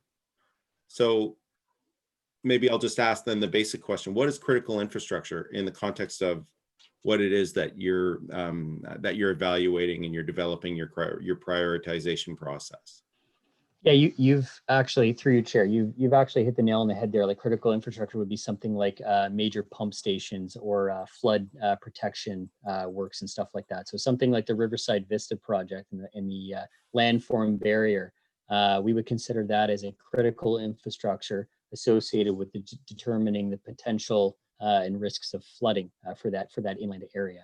So that would be one of the measures or one of the criteria that we would use to look at and see what is a potential impact for this. So it's not to discredit any of the work that's ongoing. Actually, we're building on a lot of the work that's going and saying, okay, well, what do we actually have in place right now? What's actually going forward? What's at a state where we're like, yeah, you know what? That's you know, in a fantastic place right now and in a good situation. And as such, certain things might get ranked a little bit differently and get bumped down the list because there are certain protection measures in place and there are certain updates to some of the information that are ongoing. So like Councillor Jacobs has alluded to as well, some of the work out in Leamington, there's some additional work being done again, actually through Leamington with the Lebo Creek. So there's various ongoing work. In a subsequent report, we'll talk about some of the work associated with Turkey Creek and the Grand Maris drain as well. So there's a lot of things that are going on and we don't discredit them. We acknowledge them, and if they're in the right stage, we acknowledge that they're ongoing, and we use some of that information to fine tune some of the effects that we might be seeing at this high level assessment. Okay. That's helped me a little bit. Last question I'll ask. Would it be fair to say that some of the lens that you're applying to the issues that you're looking at in the context of climate change is more in the adaptation basket, and some of the things and decisions that we might be making in terms of infrastructure investments based on the information that we have now might be in the mitigation basket? Thank you, Mr. Chair. I would say, yeah, that analogy makes sense to me because yeah, we're looking at adapting to some of these things and running different scenarios. And again, we don't know what those scenarios are, whether it's more intense rainfall within a shorter period of time, or looking at different effects with high tailwater conditions with the outlets at the lakes and rivers, et cetera. But yeah, our features and our lens for some of these things in terms of some of the work that we're doing through my group there is definitely on the adaptation side and trying to plan for those effects. Okay, thanks. Yeah, you've helped to clarify a few things for me. Thank you. Members, is there anything else anyone would like to ask Mr. Bryant while we have him? Okay. There's an administrative recommendation. I don't know if there's another motion somebody would like to raise. No. Councillor Desjardins, the admin recommendation. Yes. Deputy Mayor Bailey, any opposition? Seeing none. Thank you, Mr. Bryant. You're back. Okay. We have the Turkey Creek hydrologic and hydraulic modeling update. Mr. Bryant, once again, you have the floor. Thank you again, Mr. Chair. And again, through you, I'll try to keep this concise. I'm sure it's been a long night for everyone already. So essentially, we have Turkey Creek. It's one of the most important watersheds within the region. Drains about 5,700 hectares of land, primarily urbanized area, includes the city of Windsor, Tecumseh, LaSalle. Right now, as we've discussed in detail is that our office is involved with a large number of undertakings that range from master plans, engineers reports under the Drainage Act, municipal class EAs, master drainage studies. Some of these studies, namely, I would say relative importance to the Turkey Creek area would be the Howard Buford Master Drainage Study in the town of LaSalle, the Old Castle Master Drainage Study within the town of Tecumseh, and then Grand Maris drain improvements with hydrologic and hydraulic updates through an engineer's report. There's also the City of Windsor Sewer Master Plan that you've also brought up yourself, Mr. Chair. So these studies, they all obviously have an impact and rely on a number of the assumptions related to the Turkey Creek watershed. So because of these large studies and some of the inconsistencies that we're seeing in some of these modeling parameters as we try to generate flows, route them, and try to generate some solutions through these plans, basically we're seeing that we need a little bit more of a coordinated effort to do this as they all kind of link together through that main channel. So by doing a little bit more of a holistic update to Turkey Creek flows, including the hydrology and hydraulics on the system, the partners in the member municipalities will be in a better position to have a consistent set of assumptions, results, and generate more cost-effective solutions as a whole. So we'll be able to provide some better recommendations on a broader scale that would translate into potential cost savings for the outcomes of those various studies. So staff of the authority, we've developed the terms of reference after between us, the city, town of LaSalle, and Tecumseh. After we came to an agreement that this was the preferred approach, we developed the terms of reference to do this work, and we're working with those partners to finalize the scope of that. To do that, we're looking to obtain all the information that we can to reduce the duplication of any effort. So one item that would eliminate duplication and in turn shorten timelines to completion is to obtain information related to the Right Honorable Herb Gray Parkway. There's a series of modeling files that we do not have, and the municipalities do not have. And to do things properly, we all should have to be able to do the engineer's reports through the Drainage Act and all these other studies. We need to have those assumptions to understand what the impacts are to the downstream receivers. So the primary, I'll say, recommendation or goal through this report is that ERCA be requesting the relevant modeling information from the Ontario Ministry of Transportation to help support and expedite this work and in turn reduce the cost burden to our partners. Thank you, Chair. Thank you, Mr. Bryant. Any questions, board members, for Mr. Bryant? Councillor Vanderdolen, followed by Councillor Desjarlais, and I think Councillor. Yes, thank you, Mr. Chairman. Through you, thanks for the presentation, Mr. Bryant. Why wouldn't the province give us this information as of right? Why do we have to argue for it? Through you, Chair. At the time of the construction of the Herb Gray Parkway, the province and the feds didn't have to, and still do not have to, go through local agency approval processes. So while I believe Mr. Burney and Mr. Henderson, my predecessor, were involved in some conversations, overall approval from our office and through the local municipalities was essentially not required. And through their discussions, some of that modeling information just was not provided. I don't have the history of those conversations, but we're at a point now where we're looking to have a formal request put together to obtain that, because like I believe Tim's going to interject there and say those municipalities have also asked. So. Mr. Burney? Through you, Mr. Chair, to Member Vanderdolen. The modeling was undertaken and agreements were struck with a consultant, and the consultant was basically swore to secrecy with respect to the assessments that they did. If we locally could get our hands on that, City of Windsor, Town of Tecumseh, and LaSalle, that modeling would significantly reduce the costs of these assessments that we are doing right now. But there's been a historic reticence from MTO to provide any of that information. Well, I understand exactly why we're asking for it and why we need it, and I agree completely. It's just that I wonder why they want to force taxpayers to pay twice for the same information. And I understand why they would pull rank to build the project and get it done over our heads, but we shouldn't. Taxpayers shouldn't have to pay twice for this information if they've already paid for it once.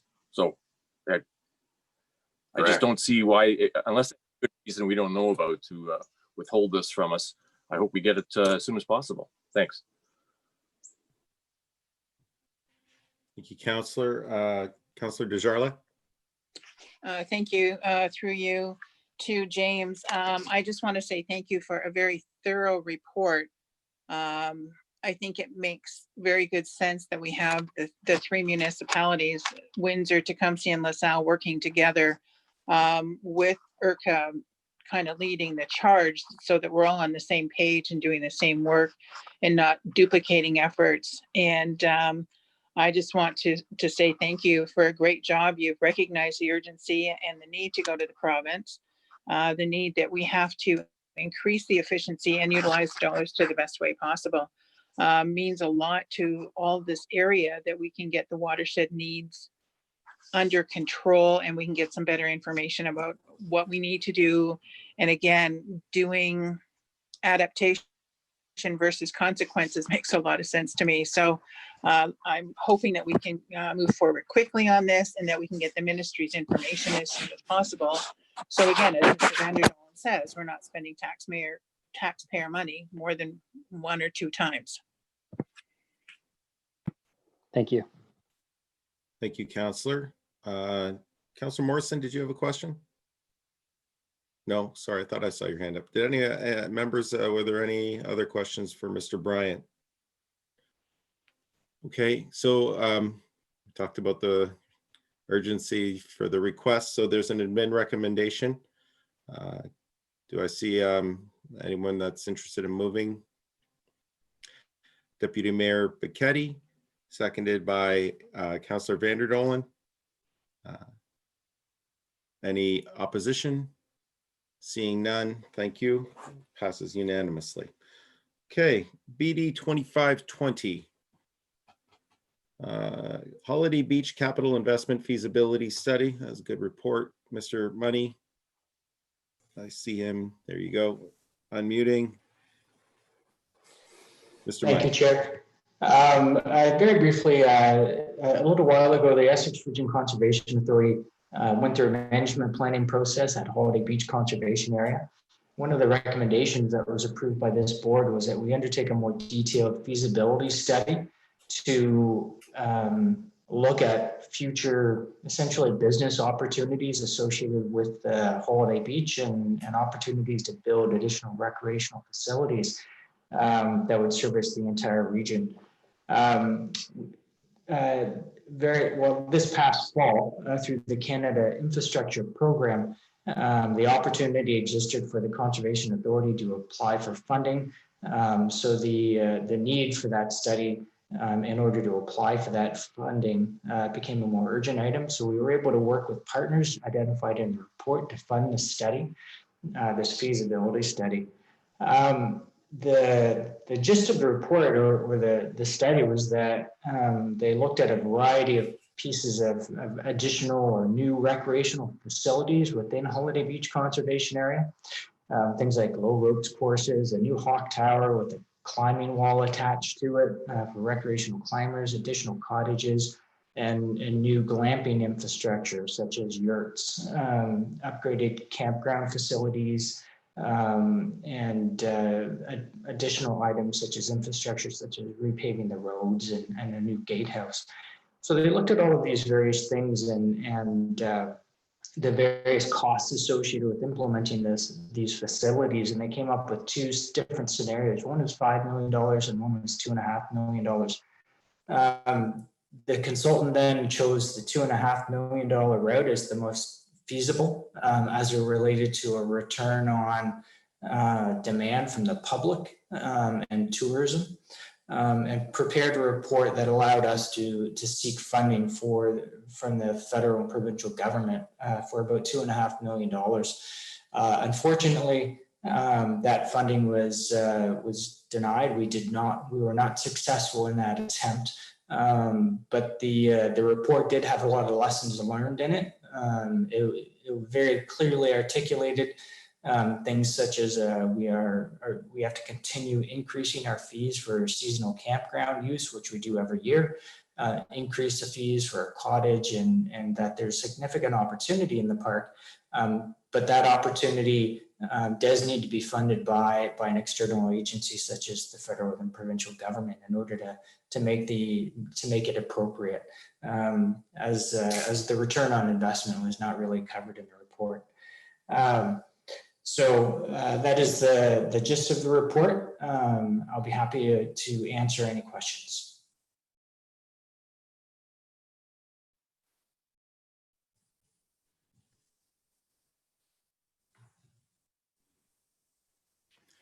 Thank you, Mr. Money.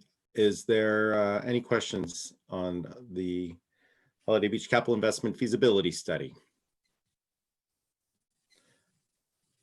Okay, seeing none, looking for a motion. Councillor Desjardins, did you want to move the admin recommendation? Yes, thank you. Seconded by Councillor Janice. Is there any further discussion? Seeing none. Anyone opposed? Seeing none, that motion passes. Thank you. Okay, BD 2620, update on ERCA's programs and services in response to the COVID-19 pandemic. So just to be clear, the executive committee was briefed of ERCA's plan at the August executive committee meeting. As Ontario is moving into stage 3, this report speaks to the communications policies and procedures that have been put in place to guide the organization's operations in light of COVID-19 considerations. As we know, every organization has had to adapt and accept that there is a degree of fluidity to the response required to a global pandemic. Administration will continue to adopt best practices and update the plan as needed to carry on operations to serve the community and to keep both the public and staff members safe.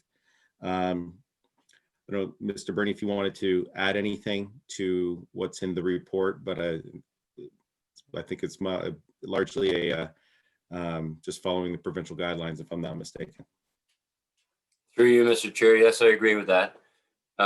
We were a staff that continued to work throughout COVID, worked remotely, modified our work programs.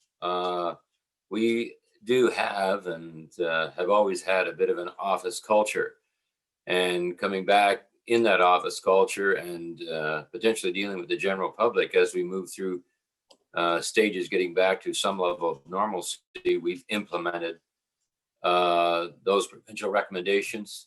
Our return to work is a staged return to work.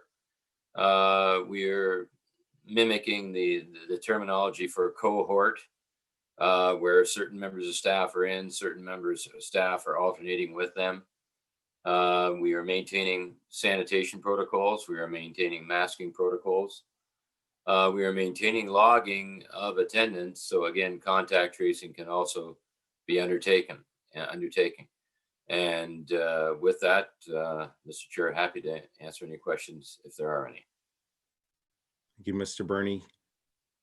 Board members, any questions for Mr. Bernie with respect to the COVID response plan? I think the document in the report was quite thorough.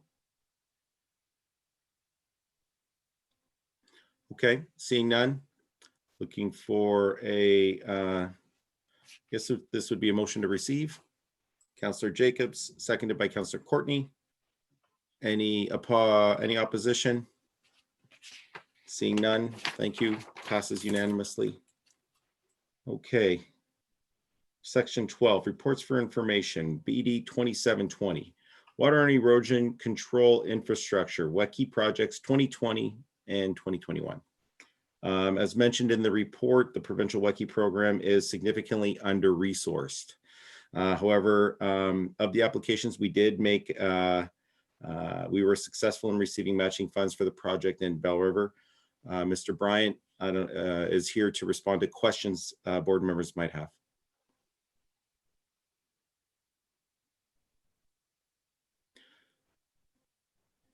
Seeing none, Mr. Bryan, I guess the only question that I would have is, has there been any indication if the WECI program will be extended beyond 2021? Will there be another submission period as far as we understand? And I recognize that the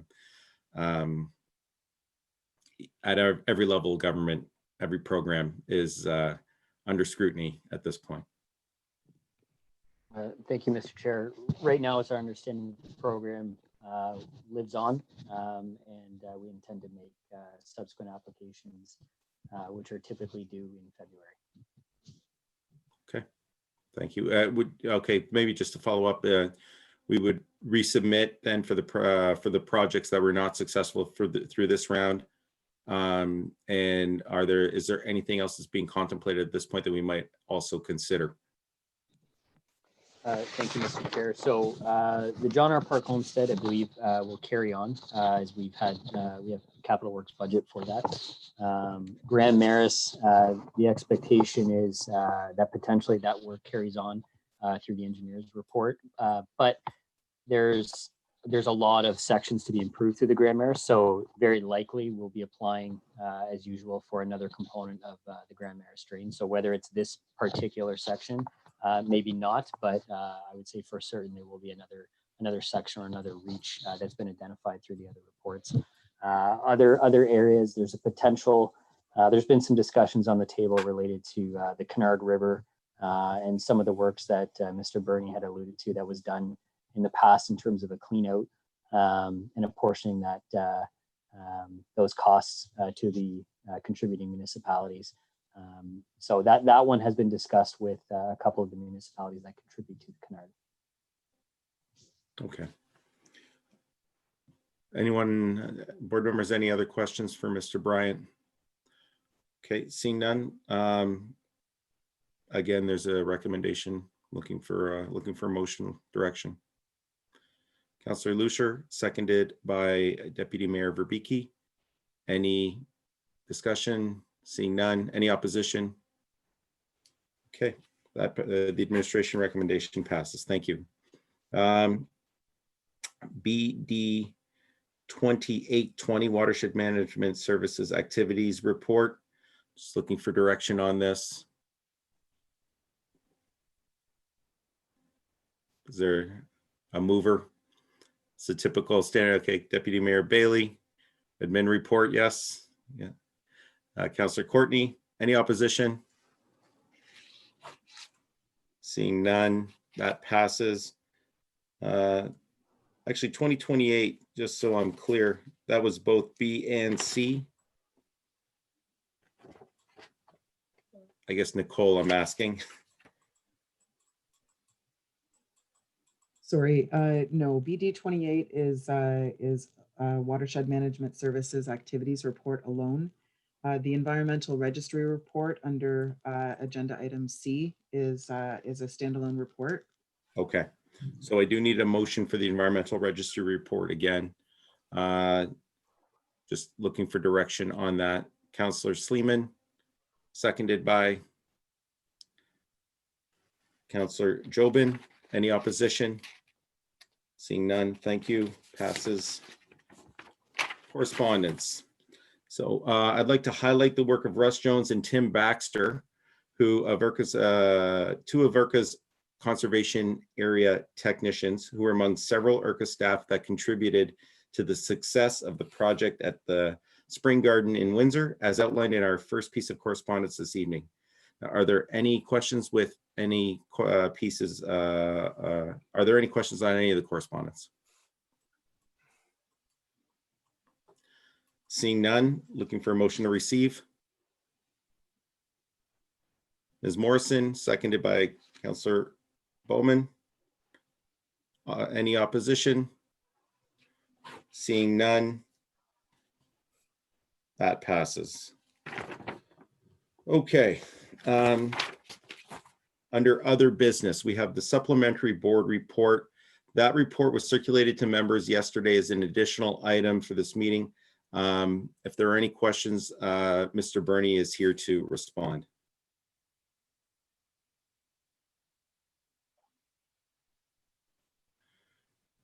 There is an administration recommendation, BD 29, the staff position designation for approval of applications.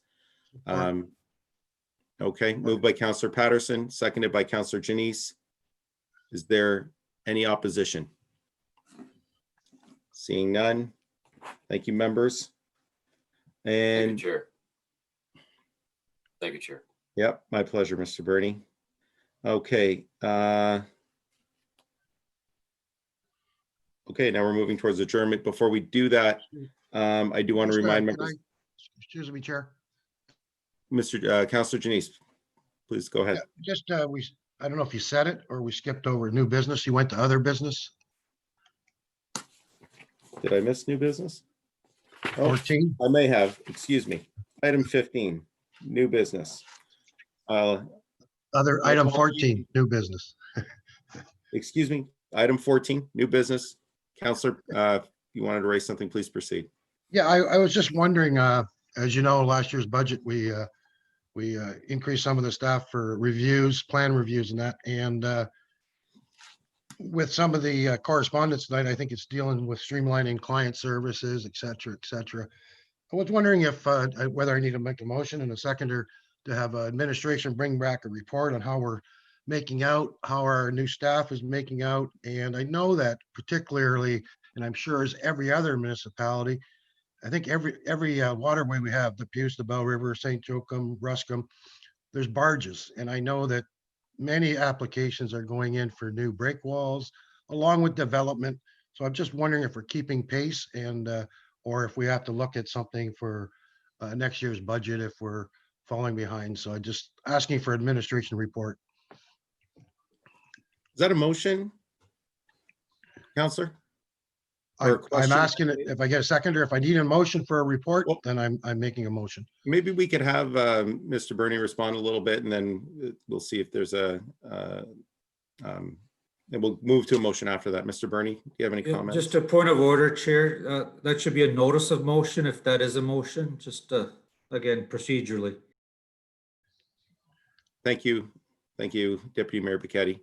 I disagree with that, but we've made motions before.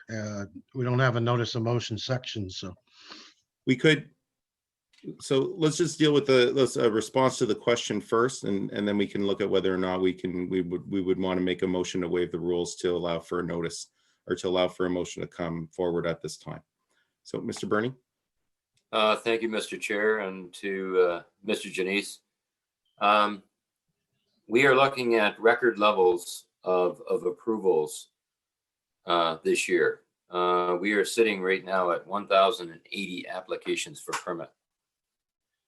That is the most of any conservation authority in the province. My department now, any of my department that is dealing with approvals have been up from 35 hours to 40 hours. But with all due respect, we are not keeping pace.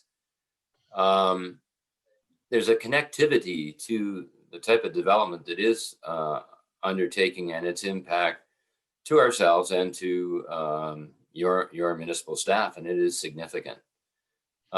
Within our agency, obviously, that number of approvals requires all hands on deck. It creates additional financial flow. It creates additional pressure on administrative staff. There are pressures exerted on all staff within the Conservation Authority. My department has imposed on Kevin's department, specifically Conservation Services, to assist with some field undertakings. So I would welcome the opportunity to put together a report, if requested, to Mr. Chair on the impact on budgeting and staffing needs. Okay. You have, so Mr. Burney, would a report like that, how long would it take you to author that type of a report? And obviously, given the scope of Councillor Janice's question, I think he's looking at it as information that could help inform the budget process. So can you ballpark the timeline for me? Through you, Mr. Chair, those comparisons are occurring ongoing. Our friends and colleagues at the Grand River, our friends and colleagues at the Toronto region, the Hamilton, the Halton, the other areas that have been identified by the province as areas of growth. And it's, it's comparing war stories, but it's basically what's development doing? What's the threat from existing hazards? How are you addressing high lake levels? How are you responding to planning submissions at your municipalities? So we can gather the statistics and do a comparison of the statistics, and we could even put something together for the next upcoming board meeting, Mr. Chair. Okay.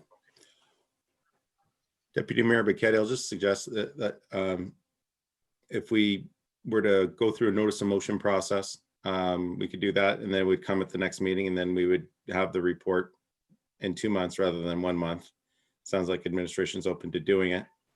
And I think it is information that we would want to consider for our own deliberations at budget time, and also information that would be useful for the other municipalities to see in terms of the comparisons. So those are my feelings. We could look for a motion. I could ask for a motion to waive the rules with respect to notice of motion, or I could just allow the question to proceed. I'd like to get your feedback on that. Yeah, I'm fine with that. I don't want to make it a practice every meeting. We bring up motions and under new business. It works well where you do a notice of motion. It gives administration time to prepare a report. It doesn't put them on the spot in terms of, bringing up new business and having a motion and voting that night without having an administrative report. So I'm okay tonight. Like I said, I just don't like to make it a habit of practice where we do it unless it's an emergency. And like I say, tonight's obviously is valid, and I'm fine with it. I just don't want to make it a habit. Thank you, Deputy Mayor. It's a good comment, and I think, in fact, the motion is to get a report. So I think it sort of aligns with what your concerns were in terms of not being in opposition to what you're concerned, or the concern that you're raising. So having said that, I don't know if you had some language, Councillor Janice, that you wanted to maybe, Nicole, did you kind of get the gist of what Councillor Janice was working on raising there, or was raising?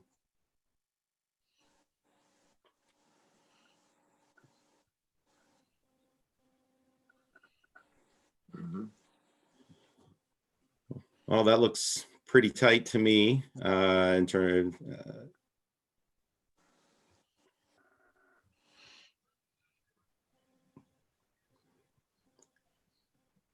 Councillor Janice, you comfortable with the language as you see it on the screen? Yeah. Okay, hold on here.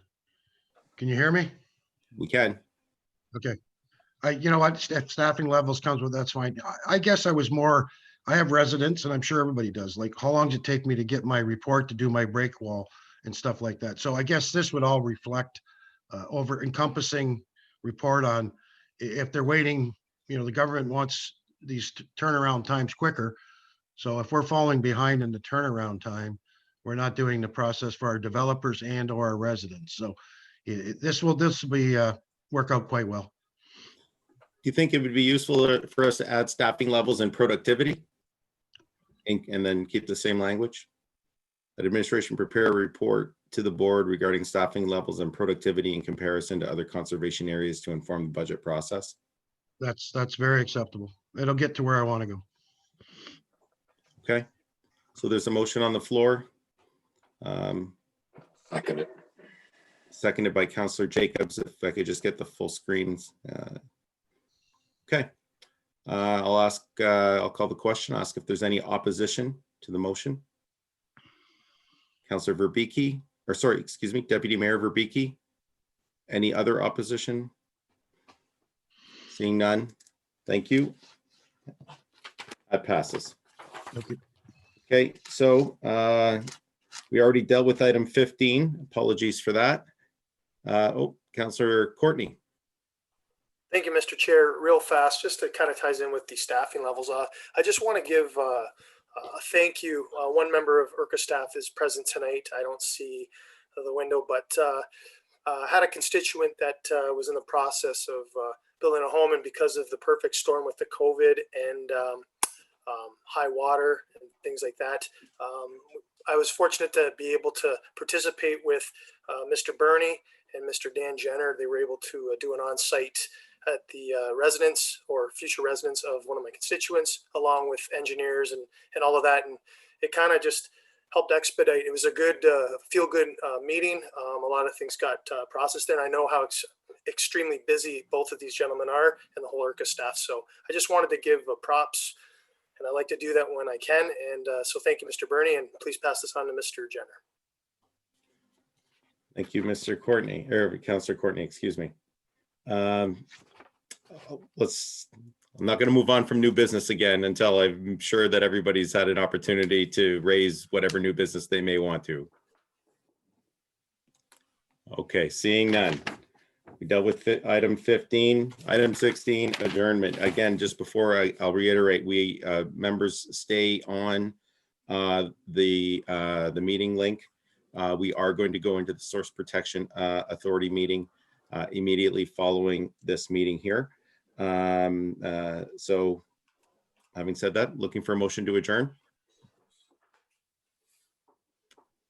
Councillor Vanderdolen, seconded by Councillor Morrison. Anyone opposed? Seeing none, that carries. We are adjourned. So moving forward, I am now going to call to order the meeting of the Source Protection Authority. I will take a moment to confirm that there have been no changes in attendance from the ERCA board meeting. And seeing none, everybody who was in attendance is still in attendance. I'm going to ask for any declarations of pecuniary interests. Same process, raise your hand to indicate if you have any conflict. Seeing none, we'll proceed with the agenda. I'll ask that we get a motion to approve the agenda for the Thursday, September 10th, 2020 meeting of the Essex Region Source Protection Authority. Looking for a motion to approve. Councillor Sleeman, seconded by Deputy Mayor Verbicki. Anyone opposed? Seeing none, that passes. We have the adoption of the minutes. Looking for a motion to approve the minutes from the April 16th meeting. Deputy Mayor Becchetti, seconded by Councillor Bowman. Anyone opposed? Seeing none. Thank you. That passes. Okay, we'll move straight into the committee of the whole. So this is where, for folks that are watching, once I make this motion, once we approve a motion to go into the committee of the whole, for those that are watching, the YouTube stream will cease. So it's about to cease in a couple of minutes. So I would just, for those of you that have been watching, the thousands and thousands of people that have been watching the proceedings here this evening, we appreciate you being with us, and we will see you in the not too distant future. Can I get a motion to move into the committee of the whole? Councillors Desjarlais and seconded by Councillor Lucier. Anyone opposed? Seeing none, that passes. So